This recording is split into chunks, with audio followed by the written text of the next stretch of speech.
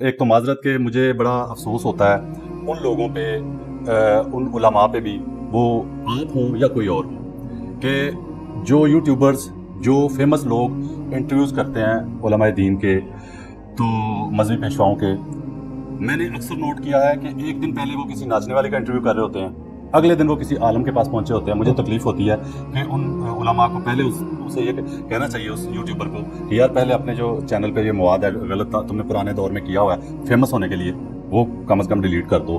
تو اس پہ کیا کہیں گے آپ؟ ہونا چاہیے؟ دیکھیں، اس میں میرا موقف ذرا ڈفرینٹ ہے جی، اور وہ اخلاص کے اوپر مبنی ہے۔ اس کی وجہ یہ ہے کہ ایک دن میں تو چینج نہیں آتی۔ ٹھیک ہے، سیدنا عمر رضی اللہ تعالیٰ عنہ کو بھی اتنے سمجھدار ہونے کے باوجود 6 سال لگے ہیں نبی الاسلام کی بات سمجھنے میں، ٹھیک ہے، اور ان کے برعکس حضرت بلال حبشی، حضرت عمار بن یاسر، ان کے ماں باپ سیدہ سمیہ اور سیدنا یاسر، ان کو فوراً بات سمجھ آ گئی۔ یہ ہو سکتا ہے کہ کسی شخص کی کوئی بات دماغ میں ایسے اٹکی ہو کہ اسے حق تک پہنچنے میں ٹائم لگے۔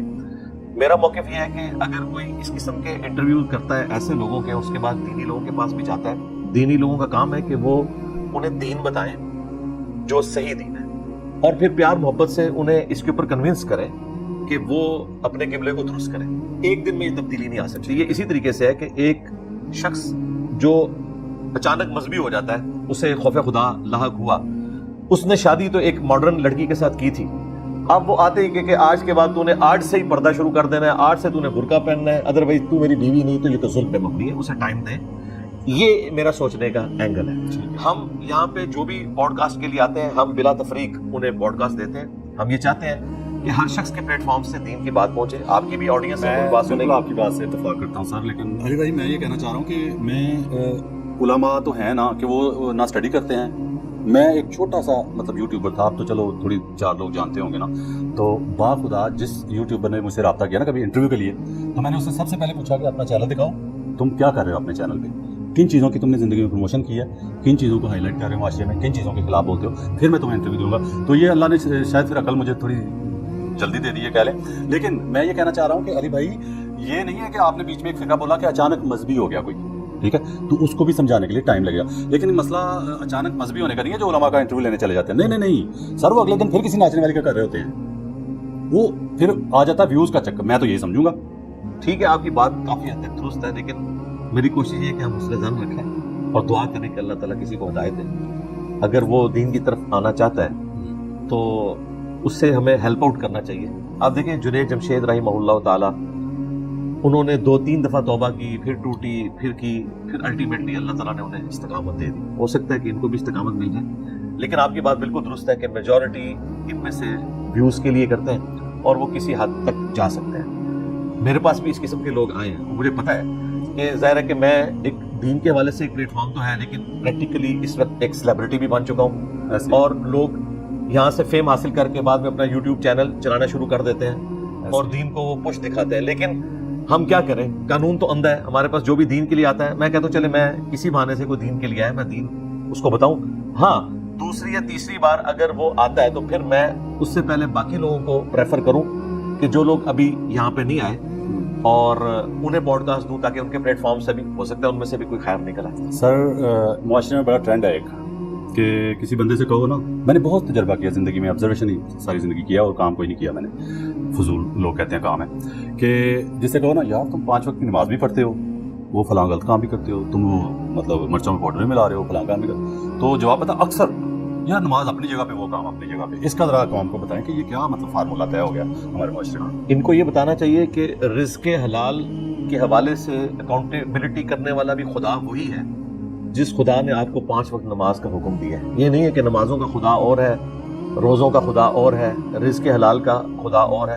یہ بہت سینسٹیو میٹر ہے۔ رزق حلال جو ہے یہ اسلام میں حقوق العباد کے حوالے سے سب سے زیادہ ایمفسائز جس کے اوپر کیا گیا ہے، اس میں رزق حلال ٹاپ پہ آتا ہے، کیونکہ جب آپ رزق حرام کماتے ہیں نا تو صرف اللہ کا حق نہیں آپ توڑ رہے ہوتے، بلکہ آپ کسی کو نقصان پہنچا کے، کسی کو ونریبل کر کے، صحت کے پوائنٹ آف ویو سے یا کسی اور معاملے میں، اور آپ اپنا بینیفٹ حاصل کر رہے ہوتے ہیں۔ قرآن حکیم میں سورۃ النساء میں اللہ تعالیٰ نے فرمایا کہ جو لوگ یتیموں کا مال ناحق کھاتے ہیں وہ اپنے پیٹوں میں جہنم کی آگ بھر رہے ہیں۔ حالانکہ بظاہر وہ آگ نہیں ہے، وہ ڈورمنٹ پوزیشن میں ہے، آخرت میں وہ مال جو ڈالا ہے نا وہ آگ بن جائے گا۔ صحیح مسلم میں ایک حدیث ہے نبی الاسلام نے فرمایا جس نے ملاوٹ کی وہ ہم میں سے نہیں، اور پوری حدیث یوں ہے کہ نبی الاسلام ایک اناج کے ڈھیر کے پاس سے گزرے، آپ نے اپنا مبارک ہاتھ اس میں داخل کیا تو انگلیاں گیلی ہوگی، آپ نے فرمایا یہ کیا ہے؟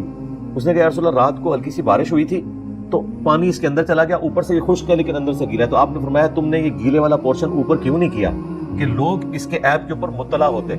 پھر آپ نے ساتھ جملہ بولا جس نے ملاوٹ کی وہ ہم میں سے نہیں۔ اچھا آپ دیکھیں یہ اتنا بڑا سبق تھا جو اوائل اسلام میں مسلمانوں نے لیا۔ دنیا میں سب سے بڑا اسلامک کنٹری آبادی کے لحاظ سے انڈونیشیا ہے، اب پاکستان کی آبادی ان کو کراس کر گئی ہے، کچھ عرصہ پہلے تک سب سے بڑا ملک انڈونیشیا، پھر اس کے ساتھ ملیشیا۔ یہ دو ملک ایسے ہیں جن کے بارے میں نان مسلم بھی مانتے ہیں یہاں کوئی مسلمانوں کی آرمی نہیں گی، یہ ہندوؤں کے ملک تھے۔ چند مسلمان تاجر گئے، جب وہ سودا بیچتے تھے سودے کا عیب بھی بتاتے تھے، وہاں کے لوگ پریشان ہو گئے کہ یہ کون لوگ ہیں، تو انہوں نے بتایا کہ ہمارے دین کی اوبلیگیشن ہے کہ ہمارا رزق حلال نہیں ہوگا تو ہماری عبادت بھی قبول نہیں ہوگی اور سب کچھ برباد ہو جائے گا، اس لیے یہ ہمارے لیے سینسٹیو ایریا ہے کہ ہم اپنے چیز کا عیب تمہیں بتائیں۔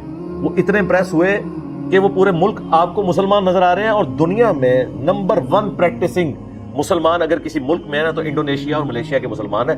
80% سے زیادہ لوگ 5 وقت کی نماز پڑھتے ہیں، جمعہ پڑھنے والے تو آلموسٹ 100% ہیں۔ تصور ہی نہیں، جو لوگ وہاں رہ کے ہیں ان سے پوچھیں وہ بتائیں گے کہ فجر کی نماز کے بعد بھی لوگ اس طرح مسجد سے نکل رہے ہوتے ہیں جس طرح ہمارے جمعوں کا رش ہوتا ہے۔ تو وہاں پہ اسلام اسی تجارت کی برکت سے پہنچا۔ تو یہ ہماری ذمہ داری ہے ہم لوگوں کو رزق حلال کے حوالے سے بتائیں کہ ہم یہ کسی کے ساتھ زیادتی کر رہے ہیں، کسی کے ساتھ کھیل رہے ہیں، لیکن یہ حقیقت بات ہے کہ جو مسجد کا پلیٹ فارم ہے وہ خود بھی تو رزق حلال کا اہتمام نہیں کر رہا نا، تو وہ وہاں سے آواز کیسے بلند کرے؟ لوگ پوچھ سکتے ہیں۔ دیکھیں ویسے تو آپ کو یہ بتاتے ہیں کہ حضرت عمر سے کسی نے بڑے مجمع میں پوچھ لیا کہ یہ آپ نے لباس کیسے سلوایا، ہم آپ کا خطبہ اس وقت تک بھی سنیں گے، حضرت سلمان فارسی کھڑے ہوئے، تو انہوں نے بتایا کہ میرا بیٹا عبداللہ اس کا جواب دے گا۔ پھر انہوں نے بتایا کہ 2 چادریں جو ہے وہ ان کو ملا کے یہ لباس بنایا گیا ہے، میں نے اپنے حصے کی چادر اپنے والد کو دی تھی۔ پھر حضرت سلمان فارسی نے کہا کہ اب ہم آپ کی تقریر بھی سنیں گے، آپ کی اطاعت بھی قبول کریں گے۔ کریڈیبلٹی لیڈر کی ہونی چاہیے، اور یہ لیڈر کا کام ہے کہ وہ اپنی کریڈیبلٹی پیدا کرے۔ بخاری مسلم میں حدیث ہے رات کے اندھیرے میں نبی الاسلام اپنی بیوی کو اعتکاف کی حالت میں تھے، گھر چھوڑنے کے لیے جا رہے تھے، راستے میں انصاری اصحاب تھے، انہوں نے حضور کو دیکھا ایک عورت کے ساتھ، اسٹریٹ لائٹس نہیں ہے، بالکل گپ اندھیرا ہے، آپ رک گئے، آپ نے ان کو کہا ادھر آؤ، پاس بلایا، کہا یہ میری بیوی صفیہ ہے، یہ مجھے ملنے آئی تھی، میں اسے چھوڑنے کے لیے جا رہا ہوں۔ ان کے رسول اللہ ہم آپ کے بارے میں بدگمانی تو نہیں کریں گے کہ آپ کسی نامحرم عورت کے ساتھ رات کے اس اندھیرے میں؟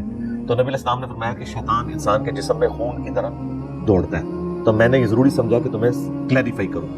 وہ کلیریفائی کرنے کی برکت سے نبی الاسلام نے ان کا ایمان بھی بچایا اور امت کو بھی یہ ایک لیسن دیا کہ آپ نے اپنے ماننے والوں کو جن کو آپ نے اپنے پیچھے لگایا بھائی آپ لیڈرشپ کے اوپر ہیں، آپ نے ان کے سامنے اپنی ساری کی ساری کریکٹر کو واضح کرنا ہے۔ لیکن یہاں آپ دیکھیں اسلام آباد میں کتنے علماء ہیں جو سائیکل پہ آئے تھے 10 سال کے اندر، ان کے پاس گاڑی بھی آ گئی ہے، مکان بھی ہے، اور ان کی ڈکلیئر تنخواہ 25-30 ہزار روپیہ، حالانکہ وہ روزانہ کا 25-30 ہزار خرچ کرتے ہیں۔ تو وہ کہاں سے آ رہا ہے؟ چندوں سے آ رہا ہے، کیونکہ مسجد کمیٹی کے اوپر قبضہ کرتے ہیں، چندہ بک کے اوپر قبضہ کرتے ہیں، اور یہ ایک سلسلہ شروع ہو جاتا ہے۔ تو یہ ایک معاشرے کا المیہ ہے۔ اچھا سر، بتانے والے بھی جو ہے نا وہ خود اس میں، میں یہاں یہ چاہوں گا کہ تھوڑا سا یہ قوم کو بتائیں، ہم مسلمانوں کو بتائیں کہ وہ جو ہے کہ ملاوٹ کرنے والا ہم میں سے نہیں، تو لوگ پتہ کیا سمجھتے ہیں، میں نے جو آبزرو کیا کہ اس ویلے جڑے کول بیٹھے ہوں گے نا انہوں نے کہا کہ پرے پرے ہو جاؤ تسی ساڈے چوں نہیں ہو، حالانکہ میرا تو ذہن یہ کہتا کہ یہ کہا گیا کہ مسلمان نہیں جی وہ یعنی مسلمان شناختی کارڈ میں ہے، اہل نہیں ہے مسلمان ہونے کا۔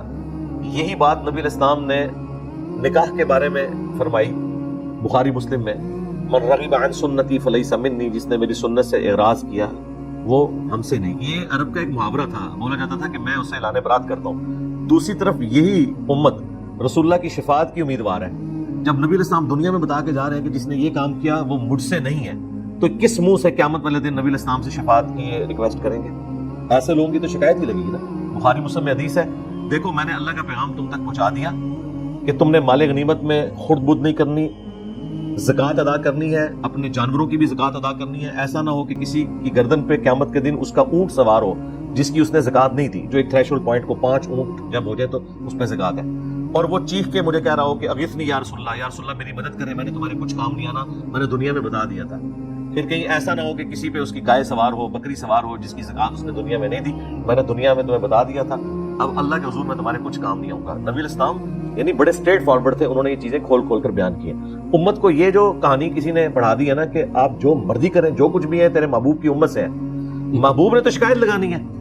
سورہ الفرقان کی آیت نمبر 30 ہے, وقال الرسول یا ربی ان قوم اتخذوا هذا القرآن مہجورا. قیامت کے دن رسول اللہ شکایت کریں گے کہ اے اللہ میری قوم نے قرآن کو پیٹھ کے پیچھے ڈال دیا تھا. قرآن کو پیٹھ کے پیچھے ڈالنے کا مطلب یہ ہے کہ قرآن کی تعلیمات کو چھوڑ دیا تھا. قرآن کی تعلیمات حقوق اللہ بھی ہیں, حقوق العباد بھی ہیں, دونوں کو پیرلل میں لے کے چلنا ہے. یہ ٹوٹل پیکج ہے. یہ نہیں ہے کہ آپ نے نمازوں کے خدا کو مان لیا ہے اور رزق حلال کے خدا کو نہیں مانا. یہ بہت سینسٹیو مسئلہ ہے.